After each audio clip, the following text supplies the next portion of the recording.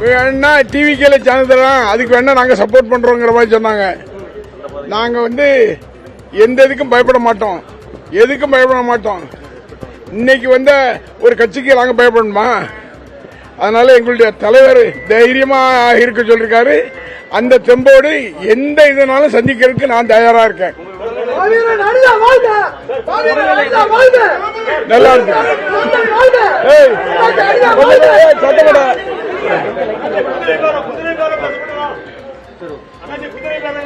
அந்த பேரம் தான் பேசி போயிட்டாங்க. குதிரை இல்ல, ஒட்டகம் பேரம் பண்ணாங்க. அந்த ஒட்டகம் நடக்காது. ஏன்னா நான் முதல் போட்டு இந்த முதலமைச்சரா நான் இல்ல.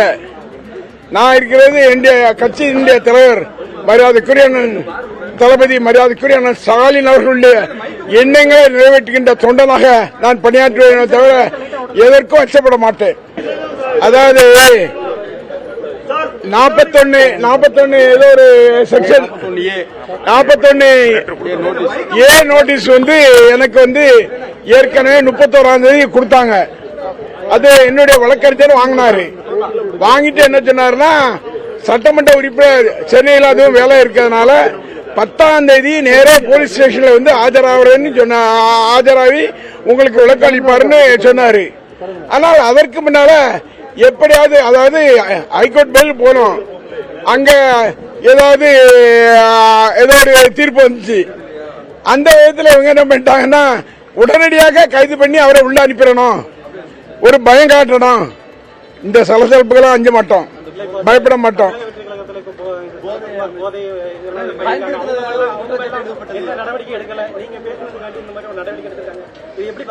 ஏங்க, சிறுவண்டத்தினுடைய சட்டமன்ற உறுப்பினர் அங்க என்ன நடக்கு? லாட்டரி சீட்டு வியாபாரம், கஞ்சா வியாபாரம் நடக்கு. அது இல்லாம அந்த கற்பழிப்பு கேஸ்ல அந்த சட்டமன்ற உறுப்பினரே இருக்காரு. அந்த சட்டமன்ற உறுப்பினர் ஏதாவது தொட்டி பார்க்க வேண்டாமா? என்ன ஆட்சி நடக்கு? சும்மா ஏதாவது ஒரு ஆட்சி நடத்தணுங்கிறதுக்காக ஆட்சி நடத்துறாங்க. இந்த ஆட்சி ரொம்ப நாள் நீடிக்காது. அதிகபட்சம் ஆனா 6 மாசம் இந்த ஆட்சி. நான் சேலஞ்சா சொல்றேன். நான் இருக்கிற திருச்செந்தூருடைய அருள்மிகு சுப்பிரமணிய சாமியுடைய மேல சொல்றேன், 6 மாசம் மேல இந்த ஆட்சி இருக்காது, இருக்கவும் விட மாட்டோம்.